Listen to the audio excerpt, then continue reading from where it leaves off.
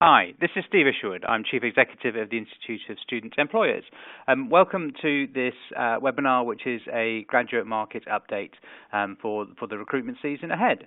If you don't know who the ISE are, we're a membership-led organisation. We are made up of 300 employer members, around about 90 universities, some schools and colleges who've just joined, and also suppliers to the industry. We've been around for about 50 years, and a lot of what we do is research into the graduate market, as well as understanding and disseminating stuff around best practice, policy interventions, a whole range of different things, some of which I will talk through now. So we are now into February, well into the new year. The end of last year seems like a distant memory, shall we say, and already the headlines, are indicating what's happening in our market and where the challenges are. We've seen headlines around businesses in trouble, whether it's retail, whether it's aviation. We have a new Prime Minister, of course, with a new cabinet that was recently reshuffled. That's put different people, in charge of the universities and sciences and skills space, which I'm sure will have an impact for our industry. And then employers from a HR perspective, we're seeing headlines running through still around actually the way employers are recruiting, lots of diversity issues, things like gender pay gap, very much coming to the fore. So the influences on our market are still very strong, and we are still being influenced by politicians and the political space, as well as the economic forces that drive a lot of what happens within our industry. So why don't I just talk initially about where we're at actually with the graduate market. So every year over the summer period, we do a full market analysis in terms of what is happening with graduate vacancies, what's happening in the market, and how employers are behaving. We also like to do at this time of year a pulse survey, because many recruiters are part way through their student recruitment season, as most people still hire their students and they start in September time. So the slide that you'll see on your screens is actually what's happening with graduate vacancies. In summary, the graduate market is broadly flat. If we stripped out public sector vacancies, there'll be no growth in graduate vacancies. There is a strong, healthy increase in the number of vacancies within the public sector. A lot of that is driven by the health sector and also policing. So members of the ISE that are involved in that space, so we have a lot of those programs like Teach First, like Police Now, Unlocked, all those groups within that sort of that transform grouping. There's a lot more demand from the public sector for those kind of positions, so we're seeing strong growth there. Some sectors we're seeing some reduction, so you can look at the energy and engineering sector and the built environment, and at a graduate level, we're seeing a slight fall in vacancies. What's worth thinking about is how this might play out during the rest of the recruitment season, because typically employers will overestimate their vacancies at this point in the cycle, either because the business is generally optimistic about what their business need might be, or it might be that as the year goes through, actually they find it harder to fill certain vacancies, certain number goes unfilled. So what we historically have found is that actually the final vacancy numbers are lower than they are predicted at this time in the year. So this might, don't want to be a doomsayer, but this might be an indication that actually we have a small reduction in graduate vacancies this year. My personal view is it will all depend on how cautious employers are being at the moment within these numbers, and we'll keep a close eye on that as the year goes through. But then, of course, we also have the non-graduate market, which for our members is really that apprentice space. So, a brief history, whereas employers in our space used to be pretty exclusively focused on graduates, it's now the case that actually a lot of our members have significant intakes in the non-graduate space, whether that's school leaver programs or apprentice programs, degree apprentice programs, etc.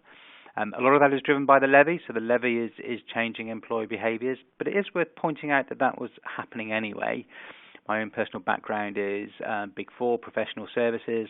A lot of firms in that sector were starting to recruit school leavers and apprentices to complement their graduate intakes before the apprentice levy, but it is certainly true that the levy has driven that. And I think it's worth comparing this slide and the previous slide when you looked at sectors like the built environment, who at a graduate level are showing a small decrease in vacancies, but actually when it comes to the non-graduate market, actually we're seeing significant growth. I often get asked, are employers swapping graduates for apprentices? And it's really difficult to understand if that's the case, because actually what's been happening over the last few years is that both streams of talent, we've seen increases in vacancies. So it's been a little bit hard to understand that, but common sense would say there is some. And we might see more of that as time progresses and the apprentice levy embeds itself even more. And I'll come back to the apprentice levy a little bit later. Where do employers actually find problems recruiting, which is what this slide shows you? So actually, it is very much those STEM areas where employers do have problems, and that has been the case for a number of years. And I think it's interesting when we compare this slide to what's happening in that apprentice space. I think it's no coincidence that actually we've seen an increase in vocational pathways, particularly into the IT sector. You know, lots of degree apprentice programs out there as employers have found different ways to recruit the talent that they need. So sometimes employers don't fill their vacancies because of a skill shortage. They can't find people with the right skills. I think there's another factor that we don't talk about often enough, which is actually the preferences. So actually, do graduates or students want to work in a particular area? Do they want to work in a particular location? That's something, again, that's quite hard to get information on, but it's important to note that employers' issues around filling vacancies are not just skills, as is often reported. There's also the preference issue. Another factor actually impacting our market is demographic changes. So this slide here talks about the UK population. So this is the 2018 data from the Office for National Statistics. Looks like a slightly confusing graph, but if you look at that point around the age 15, you can see a dip there in the number of 15-year-olds. In the early noughties, there was a low birth rate in the UK, and that is gradually working through the system. So at the moment, we have a historically low number of 18, 19-year-olds.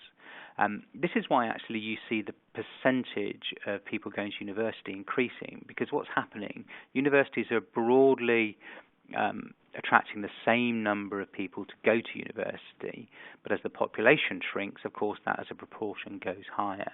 And that's going to keep working through the system. If we think about that sort of 18, 19, 21 age range that a lot of our members are very active in, actually it's going to be a few years before we start to see that increase work through, and then there's going to be a gradual increase in numbers where we get back to something that's a relatively normal state for the UK. So just as, we have all those market forces we're talking about, what impact is Brexit going to have? What impact is the apprentice levy going to have? Employers still have healthy vacancy numbers. It's not as if they are reducing in any way, particularly if we look back to sort of the slump that we had in sort of 2009-10. It is a very competitive market for graduates. So we still see, I say graduates and apprentices, so we still see employers investing, significant amount of money, both in how they attract students and how they actually bring them through the process into their organisation. For those of you listening to this who are ISE members, you may well be familiar with our more detailed reports that we bring out every year, both in the recruitment and the development space. In those, we go into details around cost per hire. So we've got very useful data on how you might benchmark your current spend to see if you are you are spending at the same rate as your competitors to see if you are having that impact in the market that you need. So we don't see that competition for places going away, either because of the range of options that are out there now for students, or because of those demographic changes in the marketplace. And that's before we even start to think about the impact of Brexit and any influx of international students that employers have recruited onto their programs in the past. I'm going to talk a little bit now around some of the other factors in our industry. That's kind of the numbers and the broad economics in our sector. I want to talk a little bit around actually how employers are selecting and what's changing, and also then go into a little bit around diversity issues, which employers are focusing an awful lot on. So the slide I'm looking at now, again, it's a very detailed slide. I don't intend to talk through every number on there. I mean, I've been in this business for nearly 20 years now. So if you go back to how relatively straightforward selection processes were back then, even for sophisticated employers, the process was broadly application form, first interview, some form of testing, assessment centre, job offer. What we've seen with the introduction of technology into our industry is actually a much greater range of the tools that employers actually use.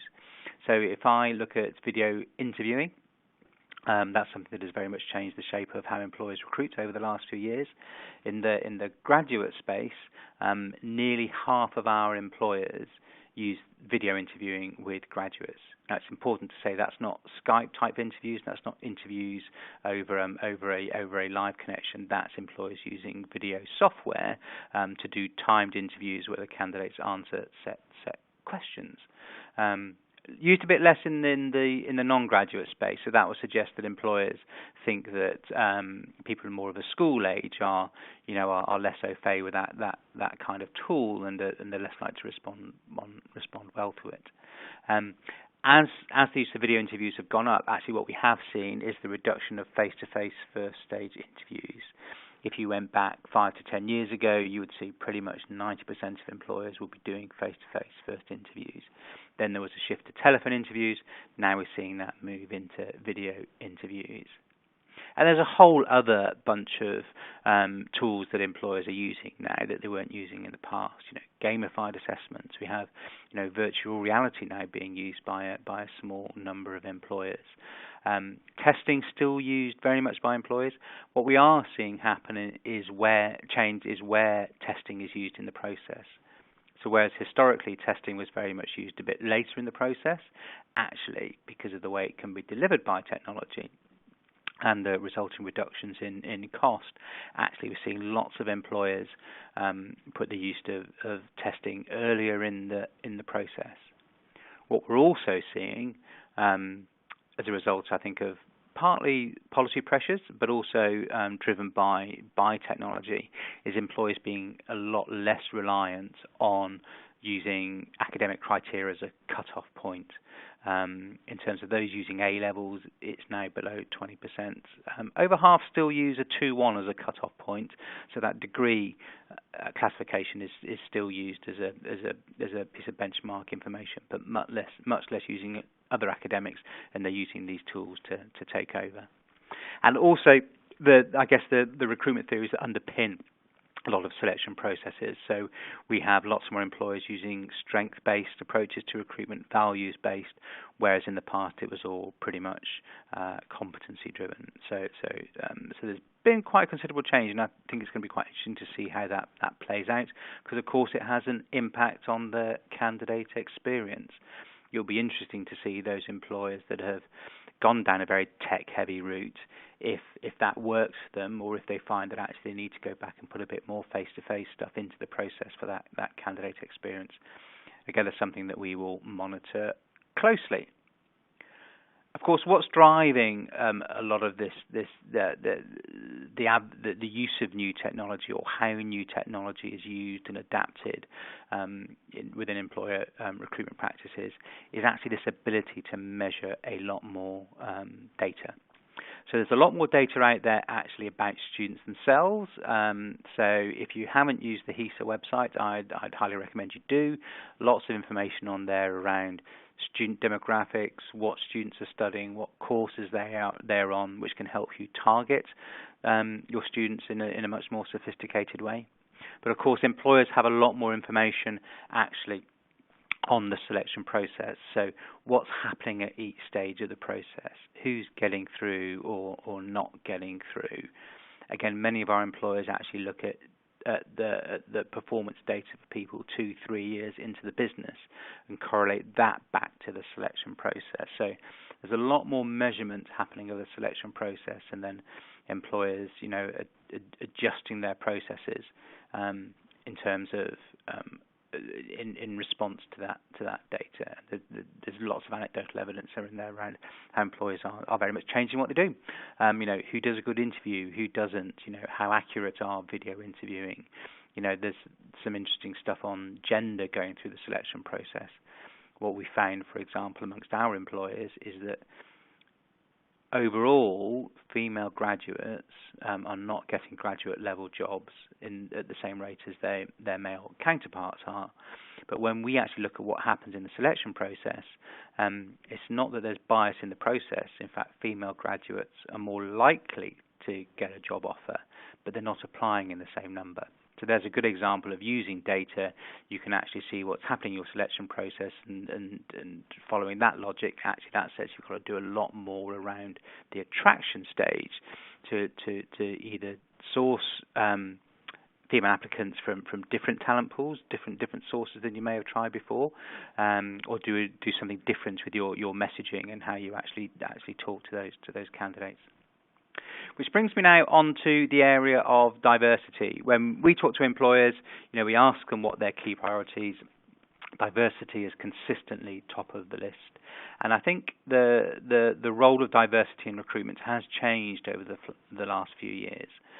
The diversity agenda now is much more focused on actual recruitment, who gets into an organisation, where I think historically a lot of diversity was more in the CSR space, more about employers doing interesting stuff within their local communities or different campuses, but wasn't always attached to recruitment.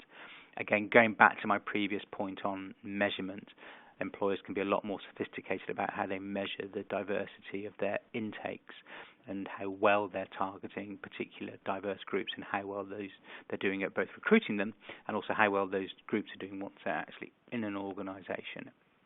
So in terms of the order of priority, so gender very much still top of the list when we ask employers, what are your highest priorities? Ethnicity second. Social mobility is something that if you go back, let's say 5, 6, 7 years ago, only about 20% of employers were really doing anything in the social mobility space. And now we see from our data that nearly 80% of employers actually have improving the social diversity of their intake either as a high or medium priority. Disabilities, still receiving some focus, but not as much focus as you'd think in our industry. I think that's an area that employers have often struggled with in terms of making improvements in that space. But also new. So, of course, every year we track what employers tell us where they're working on. So, sexual orientation. Now, employers doing a lot more in that space. And also, this is the first time we've seen this coming onto our radar. Neurodiversity. So, employers also starting to think about actually that kind of angle in terms of their recruitment practices. And what are employers actually doing to improve the diversity of intake? Again, I go back to the measurement piece. So actually, lots of employers are measuring a lot of this data that I'm going to talk through on this slide and seeing its impact on the selection processes. On top of this, also, it's fair to say that the majority of our employers are increasing the range of institutions they may target from. So either using digital platforms to do that, or doing a lot more face-to-face stuff in different campuses. So we are seeing that change. So what we have here is just under 20% using name blind and university blind selection processes. So that's where the recruiters and the interviewers don't get that personal detail, conscious of bias that might creep into the process when recruiters have that level of information. Increasing use of contextualized data. When that first started being used in our space, it was very much in the legal sector. We're now seeing that broaden into other sectors. If you don't know what contextualized data is, I'll do it very briefly. That's basically where you look at the information on a candidate and you contextualize your selection decisions to that. So a good example would be actually the use of academics. If you're an employer that still does look at UCAS points, A-level grades, actually somebody who gets 3 A's from a school where everybody gets 3 A's, well, that doesn't really tell you anything different. But if you've got a candidate who has, let's say, for example, 2 B's and a C from a school where the average is 3 C's or 2 C's and a D, a poor performing school, actually what contextualized data tells you that outperformance is something that you should have a look at, because there is some research and universities have used this thinking for quite a long period of time, that actually it's that outperforming piece is where you can find real talent. That's one of the key measures. So lots of employers building that into their selection processes. Also, we're seeing more employers actually change the way they coach candidates through the selection process. And I think this comes from a recognition that just having a what is seen as a fair selection process where everybody goes through exactly the same process, that should correct any diversity issues your organisation might have. But what employers are telling is that isn't always the case. And actually, if they are attracting students from disadvantaged backgrounds, actually they may not have the same peer groups to provide advice and guidance. They may not have had the same exposure to the world of work. They just may not have the same networks that can give them tips on a selection process and what to expect. Those particular students, might take a rejection more of a sign that they're not right for an industry, whereas another student, might think, well, I know I've got to keep applying to get to get through, and not back isn't necessarily an indication that I'm going down the wrong path. So lots of employers, I say lots, but actually we've got around about 10 to 12% of employers using coaching actually in the diversity space to help prepare students for the selection process that they're facing. Some of that face to face, and of course some of that digitally. And I've already mentioned the reducing number of employers who use A-level grades UCAS points as part of their screening criteria. According to our data, only 16% of employers are using that information.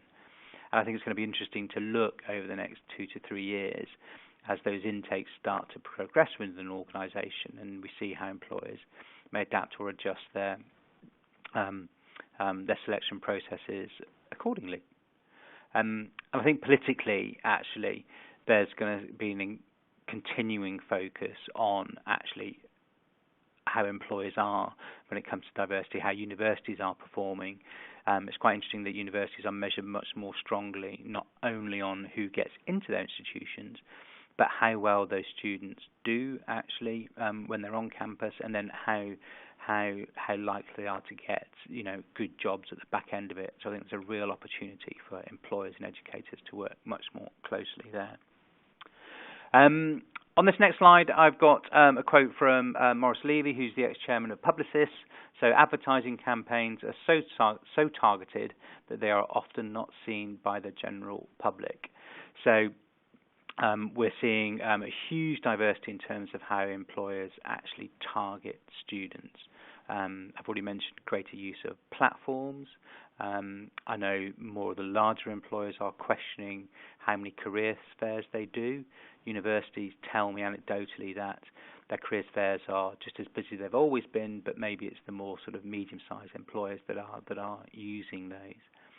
And I think it's fair to say that lots of activity actually, it's not that single big hit impact that employers are using. So using social media, using influencers, trying to find much smarter ways to get to that target audience.